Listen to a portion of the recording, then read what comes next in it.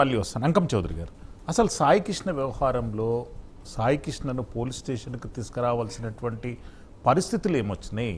నాగరాజు గారు చట్టాన్ని తన పరిధిలోకి తీసుకొని సాయి కృష్ణను హ్యాండిల్ చేయవలసినటువంటి పరిస్థితులు ఎందుకు ఉత్పన్నమైనాయి?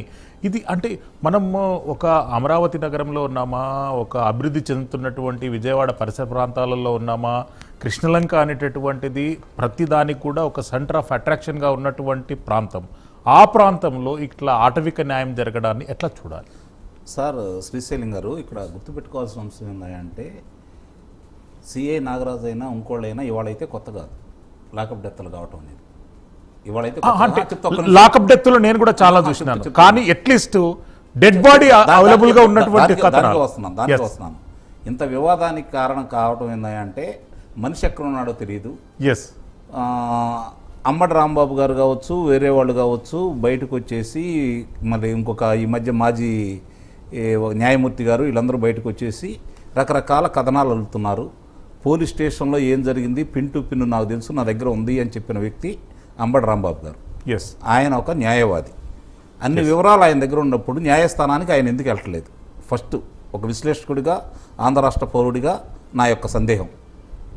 ఈ మిగిలిన వాళ్ళు అందరూ ఇది, అందుకే నేను అంటున్నాను, అక్కడ జరిగింది అకృత్యం, అమానవీయం, మానవ సమాజం సిగ్గుపడే విషయం, అందుట్లో ఎలాంటి సందేహం లేదు. ఎంతటి వాళ్ళైనా సరే శిక్షలు పడాల్సిందే. ఈరోజు నాగరాజును అరెస్ట్ చేశారు. వాస్తవ విషయాలు బయటకు వచ్చి ఏం జరిగిందనేది ఇప్పుడు మొహిద్దీన్ గారు చెప్తున్నట్టుగా ఒకవేళ ఇది ఏదన్నా ఆర్థిక వ్యవహారాల దాంట్లో పాలు పంచుకున్న వ్యక్తులు ఎవరు, ఇవన్నీ కూడా తెలియాలి. ఇవాళైతే ఇది నిస్సందేహంగా దీని విషయంలో మనం న్యాయం జరగాలి వాళ్ళకని చెప్పి నేను కోరుకుంటున్నాను. ఇప్పుడు వారు అడిగిన దానికి ఒకదానికి మాత్రం అంటే నేను వివరణ ఇవ్వాలి. డిఎస్సికి సంబంధించి 16,348 మందికి ఉద్యోగ కల్పన జరిగింది మొన్న. దాంట్లో క్రీడలకు సంబంధించి జాతీయ స్థాయిలో 65 క్రీడలకి మామూలుగా వాళ్ళు అనుమతులు ఇచ్చారు. వాళ్ళకి ఉద్యోగాలకు ఇవ్వడానికి అర్హులుగా భావిస్తూ వాళ్ళ 65 క్రీడల్ని జాతీయ స్థాయిలోనే గుర్తించారు. దానికి సంబంధించి గతంలో 2% ఉండేది క్రీడాకారులకి. శ్రీశైలం గారు, 2% ఉండేది. వీళ్ళు ఇప్పుడు మన జరిగిన డిఎస్సిలో 3% పెంచారు. అంటే 50% మందికి అదనంగా వచ్చినట్లేగా. అంతకుముందు ఉండదానికంటే కూడా 50% మంది అదనంగా వచ్చారు. మరి 50% మంది అదనంగా వస్తే ఎట్లా ఇచ్చారు, దేనికి సంబంధించి ఇచ్చారు, పారదర్శకంగా ఇచ్చారా లేదా? ఇప్పుడు ఆయన చెప్పేదానికి సంబంధించి 16,348 మంది ఉద్యోగాలు, దాంట్లో 382 మందికి మామూలుగా క్రీడలకు సంబంధించింది ఇస్తే, దాంట్లో ఒక మాజీ ఐఏఎస్తో సహా చాలామంది బయటకు వచ్చి కమ్మ సామాజిక వర్గానికి ఇచ్చారని చెప్పారు. కమ్మ సామాజిక వర్గానికి వాస్తవంగా చూసుకుంటే 16 మంది కాపులు, 10 మంది రెడ్లు, 9 మంది మాత్రమే కమ్మవారు. ఎస్, అర్థమైందండి. ఈ 42 మందిలో మిగిలిన వాళ్ళు బ్రాహ్మణ కావచ్చు, వైశ్య కావచ్చు, వెలమ కావచ్చు, వాళ్ళకి సంబంధించిన వాళ్ళు 7 వీళ్ళకి ఇవ్వడం కూడా జరిగింది. దీనికి సంబంధించి ఇంకోటి మొన్న జగన్మోహన్ రెడ్డి గారు అంటే ప్రతిపక్షం అనేది పోరాడాలి, ప్రజలకు అన్యాయం జరిగినప్పుడు దాని మీద నిలబెట్టాలి. గ్రూప్ 1 పరీక్షలు నిర్వహించినందుకు దాంట్లో హైలాండ్లోనే దాన్ని దిద్దారన్న ఉద్దేశంతో సాక్ష్యాధారాలు బయటకు వచ్చిన సందర్భంగా మొన్న ఎవరైతే ఉద్యోగ కల్పన జరిగిందో జగన్మోహన్ రెడ్డి ప్రభుత్వ హయాంలో, వైఎస్ఆర్సీపీ ప్రభుత్వ హయాంలో, వాళ్ళందరినీ ఇప్పుడు పక్కన పెట్టారు. మీకు అది మంచి అవకాశం కదా, ప్రతిపక్షాలకు మంచి ఆయుధమే కదా. మీకు దొరికి మీ దగ్గర సాక్ష్యాధారాలు ఉంటే మాటల వరకు ఎందుకు పరిమితం అవుతున్నారు? దాన్ని ప్రజల్లోకి తీసుకెళ్ళాలి, న్యాయస్థానాలకు తీసుకెళ్ళాలి కదా. ఈ బాధ్యత మీ మీద కూడా ఉంటుంది కదా. కాబట్టి 42,000 దాంట్లో బ్యాంకు ఏర్పాటు చేశారండి ప్రశ్నలది.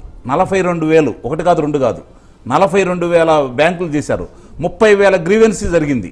3,20,000 మంది పాల్గొన్నారు, ఉత్తీర్ణులయ్యారు. 3,20,000 మంది ఉత్తీర్ణులయ్యారు. 5,77,000 మంది పూర్తిగా అప్లికేషన్లు పెట్టుకున్నారు. దీంట్లో 16,348 మందికే ఉద్యోగం వచ్చింది. అంటే ఈ విధంగా చేసినప్పుడు ఇందులో పలానా జరిగిందని చెప్పని వీళ్ళ నాయకుడి దగ్గరికి వాళ్ళు చెప్పే లెక్కల ప్రకారం, వాళ్ళ నాయకుడు మనం చెప్పిన దాని ప్రకారం 52 మంది అభ్యర్థులు వచ్చారు. 3,04,000 మందిలో 52 మంది అభ్యర్థులు వచ్చారు. క్రీడలకు సంబంధించి వాళ్ళ అనుమానాలు వాళ్ళు వ్యక్తం చేశారు. అందుట్లో వాళ్ళు ఎవరైతే వ్యక్తం చేశారో కోన శశిధర్ కావచ్చు, లేకపోతే అజయ్ జైన్ గారు కావచ్చు, స్పష్టంగా ఎవరికి ఎందుకు రాలేదు అనే విషయాన్ని చాలా స్పష్టంగా చెప్పారు. చాలా స్పష్టంగా చెప్పారు.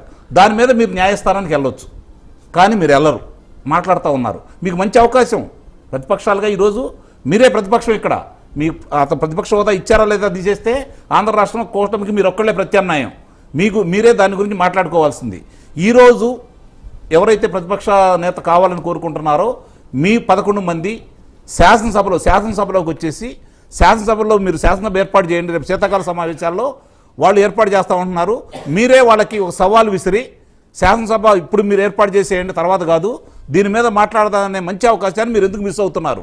శాసనసభలో మాట్లాడితే రికార్డెడ్గా ఉంటుంది కదా. ప్రతిదీ ఒక విషయాన్ని తీసుకురావటం, దాని గురించి చర్చించుకోవటం, ఇట్లా మనం మాట్లాడుకోవడం తప్ప అక్కడ ఎవరెవరైతే దాని గురించి మాట్లాడుకోవడానికి అర్హులో వాళ్ళు ఏ విషయాలు చెప్తే ప్రజలకు రిజిస్టర్ అయిద్దో ఆ అవకాశం అనేది శాసనసభ అనేది ఫస్ట్. సరే, మీరు శాసనసభకు రావట్లేదు, శాసన మండలిలో దీన్ని ఎత్తాలా, దీని గురించి మాట్లాడుకోవాలా.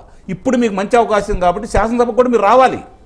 మీకు ఇచ్చిన ప్రజలు ఇచ్చింది 1 ఇచ్చారా, 2 ఇచ్చారా, 10 ఇచ్చారా అనేది తీసి పక్కన పడేస్తే 11 స్థానాలు ఇచ్చిందంటే దాంట్లో మనకు తెలిసినప్పుడు ఓంకార్ గారు ఉన్నారండి, ఒక్కళ్ళే ఉండేవాళ్ళు. ఓంకార్ గారు ఒక్కళ్ళే ఉండేవాళ్ళు. అట్లా ఎంతమంది ఉన్నారు? నోముల మనకి నరసింహయ్య గారు, నోముల నరసింహయ్య గారు కావచ్చు, అలా ఒక్కళ్ళిద్దరే ఉండేవాళ్ళు. ఈరోజు తెలంగాణ దాంట్లో ఒక్కలే కదా ఉంది. గుమ్మడి నరసయ్య గారు కూడా ఒక్కరే వీళ్ళు ఉండేవాళ్ళు కదా. వాళ్ళు చాలా మంది ఉన్నారు. వాళ్ళు వచ్చినప్పుడు 1994లో కాంగ్రెస్ పార్టీకి 26 స్థానాలే వచ్చినాయి. వీళ్ళిద్దరికి కలిపి 34 స్థానాలు వచ్చినాయి. సిపిఐకి 19, వీళ్ళకి 16, 35 స్థానాలు వచ్చినాయి. అంటే ఆ రోజు ఉన్నారు వాళ్ళు. కానీ ఈరోజు అవకాశం మీకు వచ్చింది. దాని నిజంగా కనుక ఇది అంటే ఎందుకంటున్నాను అంటే వాళ్ళు అన్ని మాటలు మాట్లాడి అన్ని సాక్ష్యాధారాలు ఉన్నాయని చెప్పని అంబటి రాంబాబు నాకు పోలీస్ స్టేషన్లో జరిగింది మొత్తం తెలిసినప్పుడు పోలీస్ స్టేషన్ నుంచి బయటికి తీసుకెళ్తుంటే 2 కానిస్టేబుల్ని కూర్చోబెట్టుకొని మధ్యలో తీసుకెళ్లారని చెప్పని అన్ని సాక్ష్యాధారాలు మీ దగ్గర ఉన్నప్పుడు న్యాయస్థానానికి మీరు ఎందుకు వెళ్ళట్లేదు? ఇంకొక విషయం అండి, దీనికి సంబంధించి ఈరోజు జగన్మోహన్ రెడ్డి గారు ఆయన వచ్చి చూశాడు, వాళ్ళని పరామర్శించారు, వాళ్ళ ద్వారానే వచ్చారని చెప్పని చెబుతున్నారు మన మొహిద్దీన్ గారు, అధికార ప్రతినిధి కాబట్టి ఆయన బాధ్యత. వాళ్ళకు కూడా కొన్ని పరిమితులు ఉంటాయి, కొన్ని ఉంటాయి కాబట్టి నేను ఒక మాట చెబుతున్నాను. ఇదే 2019 నుంచి 2024 వరకు రాష్ట్రంలో ఏదన్నా జరిగితే వాళ్ళని పరామర్శించడం కానీ, సంతాపం తెలపడం కానీ, వాళ్ళ కుటుంబాలను ఆదుకుంటామని కానీ ముఖ్యమంత్రి స్థానంలో ఉన్న వ్యక్తి ఏ రోజైనా మాట్లాడా? నడి బజారులో చెప్తానండి, ఎందుకంటే ప్రజలకు కూడా కొన్ని విషయాలు తెలియాలి కాబట్టి.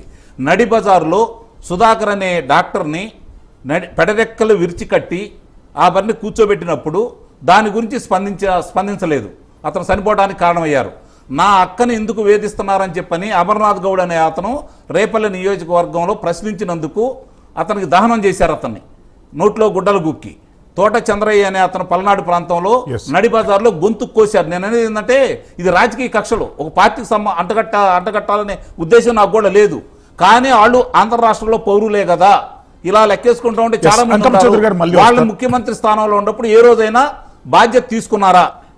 మనతో పాటు దుర్గాప్రసాద్ గారు, సీనియర్ టీడీపీ నాయకులు.